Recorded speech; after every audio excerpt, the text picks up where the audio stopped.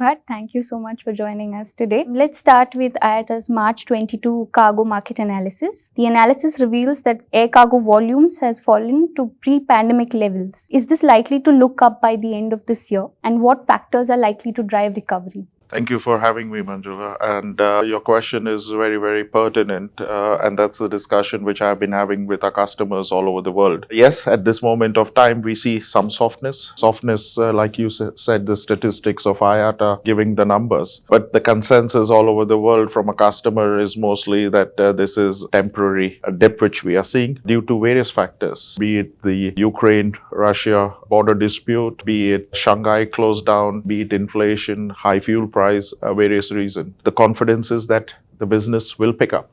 Yet today, when we are sitting on the 1st of June, the first indication that Shanghai will open up is already there. And we have to watch closely. We have to watch closely how it develops. On a positive side, we are hoping. But the confidence is that we are going to see pickup, and the level of pickup we can crystal ball. But it's very positive. And is it likely to, turn around by the end of the year? Is there a timeline that could work? Cargo is a short-term business. We can forecast for the next couple of months, but the indication is till end of this year is going to be positive, and there will be a positive spillover into 2023. How long this positiveness is going to continue, we can talk about it when we meet next year in February for the ACI. Yeah, okay. And do you see the business returning to the 50-50 belly of freighter ever again? Coming from a passenger side of the business, I would say yes, but it's not going to be in 2023 as it was forecasted earlier last year, but we are looking at around 2024. The question is also about which destination this capacity is going to come into. Is it going to be predominantly to cargo favorable destinations or to leisure? Again, it's something we will have to watch closely. We as Lufthansa Cargo are confident that the belly capacity will come, that the demand for cargo capacity will increase, and that's why we have invested in the last couple of weeks. We have made the announcement of 10 additional 777 freighters. Recently, Lufthansa and Cathay Pacific announced a joint venture with Swiss World Cargo. How is the Trilateral cooperation likely to expand Lufthansa Cargo's operations?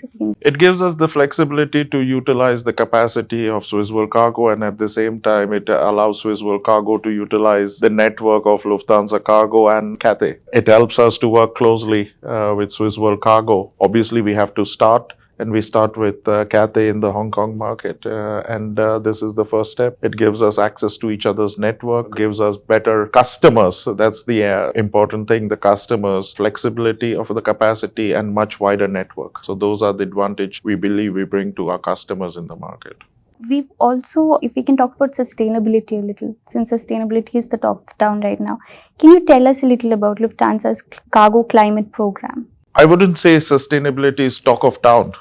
It is going to be an important topic. We can all agree in this room that it is the topic not only for today, but it's also important going to be for the next years. Lufthansa Cargo truly believes in it. It's a core component of our strategy, and that's why we have invested in different components of sustainability. 99% of the sustainability or CO2 footprint happens in the air. In the last years, we have invested moving into newer aircraft with a lower CO2 emission. We are going to reduce, or in the last 20 years, we have reduced by around 50%. This is one thing. The second is we are investing into sustainable aviation fuel. And this you can only do with your partners. There is a saying in Africa, if you want to go fast, go alone. If you want to go far, go together. And we believe this is a topic which is involving all of us in the supply chain, and that's why we work with our partners. For sustainable aviation fuel, we have two partners. We operate weekly freighters between Frankfurt and Shanghai with DB Schenker. It's going on since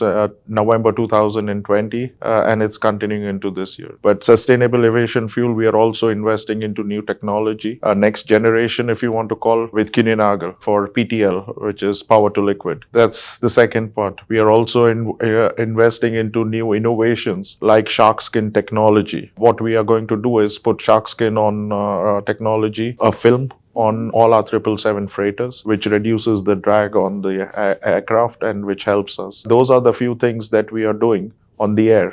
But we are doing a number of things on the ground as well, be it from lightweight containers, how we run our offices, and various other things. We believe we are taking a leadership role in this, but it's thanks to our partners, and we will continue investing it. It's for all of us. It's not only for our customers, but it's also our staff who are asking for it. And it's going to be an important topic for all of us. The question is not if, it's only the question of when there will be a tipping point into this topic. And is it likely that there will be all the aircraft would be 100% self-powered in future? At this moment of time, we have to be realistic. There is not enough SAF Absolutely. available. But yes, it is a direction which is going to go. Like technology, SAF is going to improve, and we will all have to invest as and when. It's a question of supply and demand, and over a period of time, it will improve the situation. And yes, we will all go into an SAF direction. All right. And how important is data collaboration among cargo operators and carriers to seal capacity gaps when it comes to cargo airlines? I would say data is the new oil. That's a known fact. Transparency is what is required by our customers and the end customer. So collaboration is the only way we can go.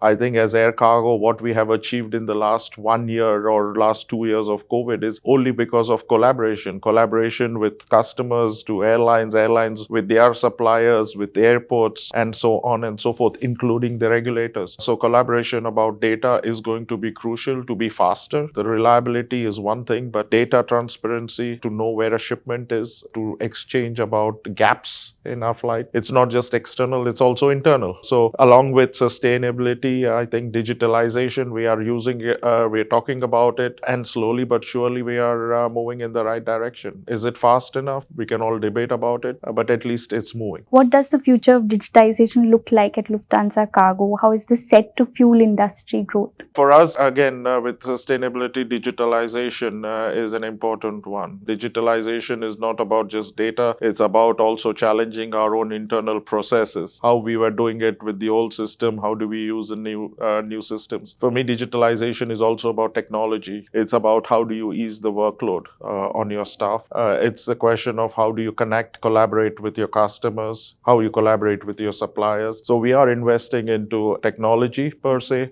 in different aspects, be it internal in our revenue management tools. We are investing into sales. How can we connect with our customers faster via API or marketplaces and so on and so forth. But it's also using what I call it is in terms of data, internal data. How do you look into the data? How do you see opportunities? How do you see gaps? And so on and so forth. So technology, even including in our operational area. So we are investing into technology in all aspects of our end-to-end of what we are responsible for. And you mentioned something about the pandemic. Did it expose a kind of gap in data collaboration? That, there should be an environment where more data collaboration is fostered, more friendly towards that. Was it exposed? I wouldn't say it was exposed due to COVID or the pandemic, but we all know in our private life, when you order food on one of your app, you know exactly when the pizza is being prepared, when it is on the road, when you're going to arrive. And over here, we are transferring not a pizza, but something more expensive, more valuable, more critical than pizzas. And we have to aim towards that. How do you get end-to-end transparency? And over there, it's a supply chain. So we are as strong as our weakest link. So each part of the chain has to be connected, has to share the data,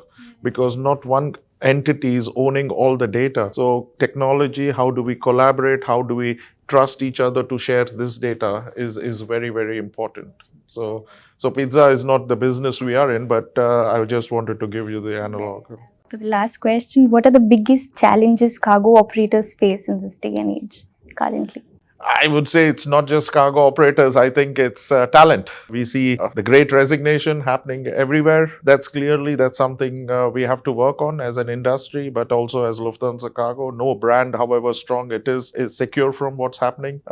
Different industries also getting impacted. So we have to attract new talent. We have to reach out to the outer world and use, let's say, mediums like what I'm talking to you, but other social media talent where the young talents are. Because we as an industry have a lot to say. We have a lot of stories to say. We make an impact like we did in the last 1.5 years. So that's one thing. The second for me is diversity. We need to talk enough about diversity, because when you talk about talent, 50% of, just to talk about diversity in terms of gender terms, is 50% is female. So we have to get that. It's a different mindset diversity which you need to bring. So diversity per se is going to be important. And the third important point is, which I already mentioned, the two important is sustainability and the digitalization. But at the end of the day, we should not forget it's a people's business, so people relationship with our customers to offer solutions. What we faced in the last 2 years in terms of different crises are coming closer and closer. And to manage that, it's an open, collaborative, communicative relationship that is required by all stakeholders with our customers to offer them solutions. I would say these are the things. There is not one magic bullet.